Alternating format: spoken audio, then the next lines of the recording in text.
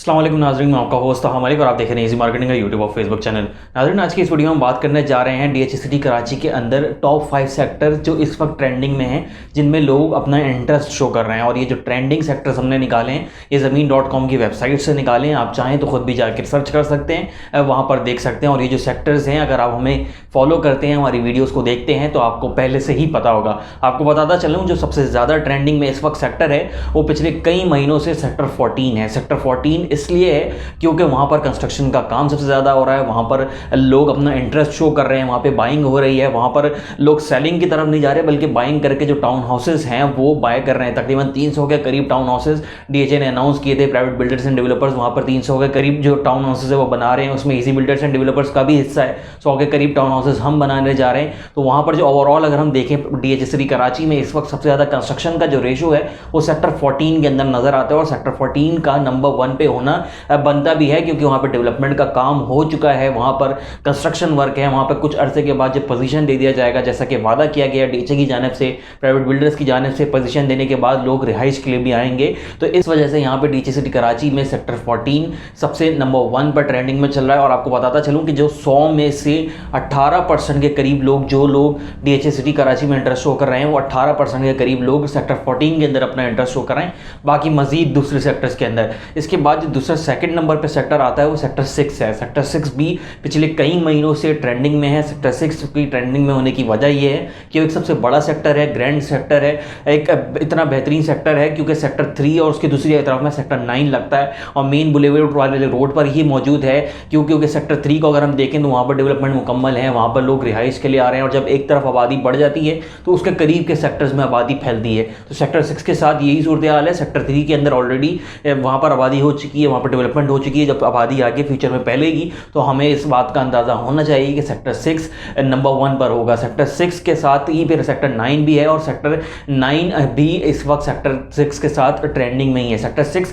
की अगर हम परसेंटेज की बात करें तो सेक्टर 6 तकरीबन 13% के करीब जो लोग हैं वो वहाँ पर DHCT कराची में सेक्टर 6 के अंदर अपना इंटरेस्ट शो कर रहे हैं। इसके बाद अगर हम तीसरे नंबर के सेक्टर की बात करें जो ट्रेंडिंग में मौजूद है इस वक्त ज़मीन.com की वेबसाइट के ऊपर, जिसमें लोग अपना इंटरेस्ट शो कर रहे हैं, वहाँ पे बाइंग एंड सेलिंग हो रही है, तो वो सेक्टर 2 है। सेक्टर 2 अपनी लोकेशन की वजह से काफ़ी ज़्यादा आइडियल है, क्योंकि अगर हम DHCT कराची का मैप देखें तो उसमें हमें सेक्टर 3 और सेक्टर 1 के बिल्कुल बीचों बीच सेक्टर 2 नज़र आएगा। और सेक्टर 2 को दोनों ही मेन शाहराहें जो DHCT कराची की हैं वो टच करती हैं, उसके बीचों बीच सेक्टर 2 मौजूद है। अगर हम मेन इंटरचेंज वाली रोड देखें, मेन रोड देखें जो एंट्रेंस रोड है, उसके बाद अगर हम दूसरी रोड देखें जो इंटरचेंज वाली रोड है, अगर हम कराची से आते हैं DHCT कराची के अंदर तो हम इंटरचेंज वाली रोड से इंटर होंगे। और अगर हम हैदराबाद से आते हैं DHCT कराची के अंदर तो हम मेन गेट वाली रोड से इंटर होंगे। अगर हम दोनों ही एंट्रेंस को देखें तो इन दोनों एंट्रेंस के बीचों बीच सेक्टर 2 मौजूद है। और सेक्टर 2 की जो लोकेशन है वो उसको काफ़ी ज़्यादा आइडियल बनाती है। यहाँ पे पोजीशन भी दिया जा चुका है, यहाँ पे